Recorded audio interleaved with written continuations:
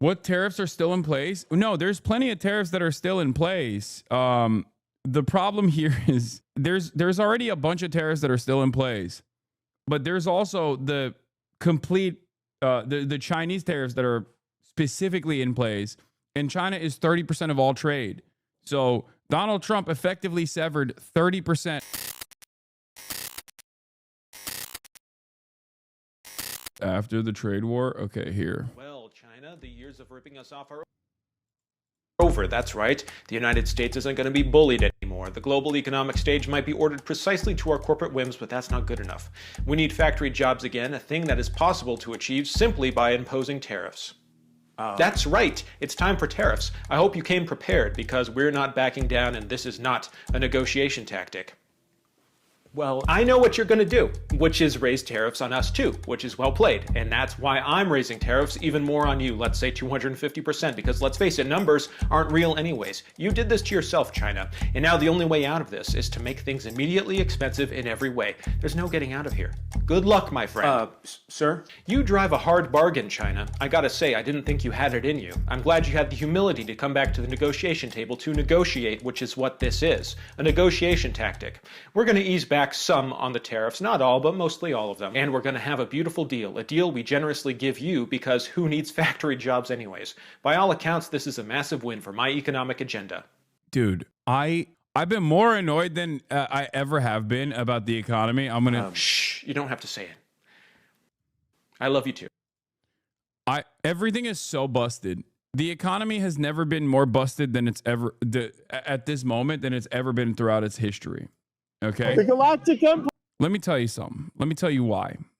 Because this is something that I have. This is something that we've exhibited already. This is something that we've observed already. It's so crazy that you have alarm bells ringing. Okay, everywhere. Total disaster waiting to happen. 40% of cargo ships leaving China for the US were empty today. Empty shelves coming to you soon. And when you look at the markets, like, people just don't care at all. Like, they are not making decisions for the immediate future. Like, these aren't even quarter by quarter decisions. I fear that it's just vibes that things will get better. It feels like there is no sanity. It feels like there is no sanity when you can pinpoint exactly where the pin is going to drop. You can basically, at this point, identify exactly when things are going to fall apart, and people's denial of their material circumstances will come to an end. I don't know if we're like... I'm too young to remember what like the right before the 2008 crash vibes looked like, but I suspect this is how it was. And there were some people who were looking at it like we saw in The Big Short going, what the f is going on? Why is the market not recognizing the unimaginable pain that people are about to experience? That's how I feel like currently. Maybe I'm just not very smart, and I just simply don't understand the financial markets. I just don't get it, and that's why I'm freaking the f out. Maybe that's the case, okay? But when I think about the immediate impact of these tariffs and what it's going to look like in terms of real shortages in the interim, and what that will do to our logistics, what that will look like for all of the companies that play a very important role in distributing goods to all around the country. Like, we're not fully there yet.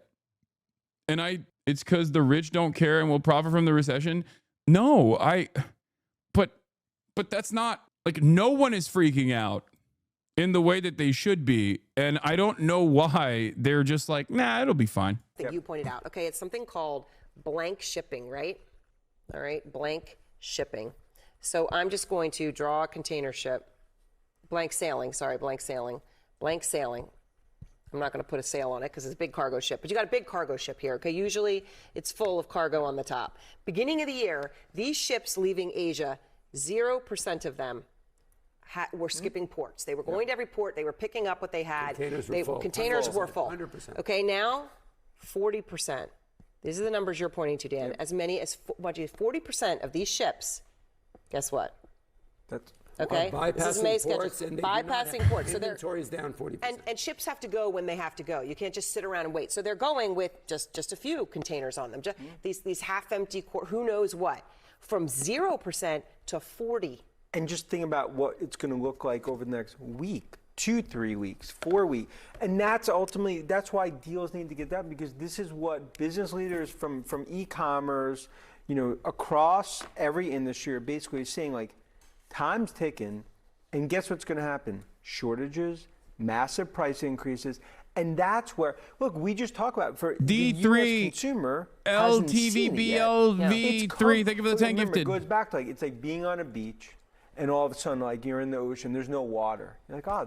As a truck driver, I can tell you is getting crazy. My company works at Mexico border. We pulled most of our trailers out of Mexico. They were just sitting in Laredo at a yard like a flock of dead crows looking like a bad omen.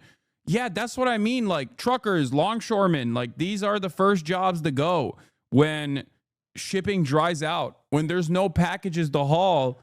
Like these are key parts of the American economy that are going to not have the same work that they previously relied on. And it's like Lord, those jobs are, I mean, people are going to have to experience layoffs in these sectors. Then on top of that, you have, considering that everything is like, just in time manufacturing, every aspect of our supply chain is so fickle and designed around unlimited trade happening at all times. When you shut off the manufacturing base all of a sudden for no reason other than Trump deciding, he's bored and he wants to implode the economy, like everything is going to dry up. Grocery stores are going to experience shortages. Tsunami coming. Nice scapegoating the Japanese law. No, it is like a tsunami in the way that it's a perfect analog. It is the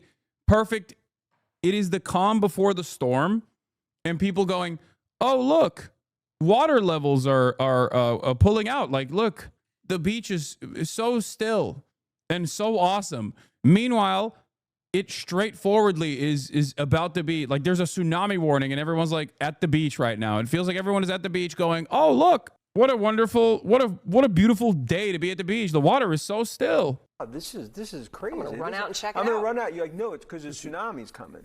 So the point is that the reality is that he needs to get deals done. But because this question, Peter, that I'm trying to understand. With China, a deal doesn't just happen with a snap and a finger and a go. Yeah. I mean, at least there would. Yeah, there is a multiple month logistics process here that no one is factoring into the equation. That I keep repeating over and over again. Even if they started this, even if they open up the trade faucet, there is so much. There is going to be a period of empty shelves, regardless. That is due to Trump's ridiculous tariffs agenda early on. Like, we haven't seen the impact of Trump's decisions when he decided to nuke global trade for like a little bit. We have yet to see that. We have not seen that yet. That hasn't happened yet. It's coming. There'd be nothing to indicate that that's how it's going to happen. But we're in a situation where if you look at the ships and you look at what's happening, right, that can be a blip only if you have an immediate sudden change afterwards. The logistics I'm working with a guy named Andrew Sofko who runs a company called Batch. We've talked about how AI is coming into the logistics space around trucking in the United States and how complicated that is and how important it is that every little check, the trucks have to be full, they have to be on time, all of that works. Think about it, when you're only going at 40% inventory, that's going to start, so the ship lines are going to be losing money. Everybody is going to start losing. You don't get your inventory, then I don't get mine. They don't get theirs. Then if it opens up back up, those are all late. And then you even talk about about Fiona. Like Christmas. The point is the supply. That's what we're dealing with. What tariffs are still in place? No, there's plenty of tariffs that are still in place. The problem here is there's already a bunch of tariffs that are still in place, but there's also the complete the Chinese tariffs that are specifically in place, and China is 30% of all trade. So Donald Trump effectively severed 30% of all trade with the insane tariffs that is slapped onto China. It was going to be a problem if Donald Trump applied a 25% tariff to China. That would have had economic impact as well. Now we have 10% universal, 25 on aluminum and steel, and 145 on all Chinese goods, some of which he clawed back, but then he keeps saying, actually, we didn't claw it back. We're still doing it. Like, it's also, that's the other part of this. This is so volatile. It's so unstable. You can't tell, like, there's no way to decipher exactly what kind of tariffs regime we're operating under, because the Trump administration is routinely going back and forth. Like, they keep going back and forth on what tariffs they have versus what tariffs they've decided not to have. It's just like, it's so stupid. The retailers are small businesses, and we talk about the stuffed animal company. They're saying they put in their order for 80% of their sales, Christmas, by the end of May. Correct. Yeah. So that's normal. That is the lead time for this thing. And that's the lead time that's going to start affecting when it starts affecting food and all kinds of other, look, you saw that with Target and Walmart. Actually, the CEOs of a lot of the retailers went to the White House apparently to talk and say, this is real for us. And how do you price it? Because you don't know what you're pricing. And you've talked. Is there a Themasius playlist, by the way?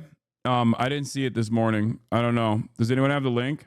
Huge uncertainty. Well, here we are, another weekend, and again, the market hoping, right? Because the market's Sunday saying, night. got to be a deal because the alternative is so horrific it can't contemplate. Correct. It And that, point. look, the market felt strong. There was the advances versus declines were good. The buy side felt like it was buying with intent. So there are buyers in the wings, right? And somebody that must be smart money thinking that a deal has to be made because the alternative is really ugly.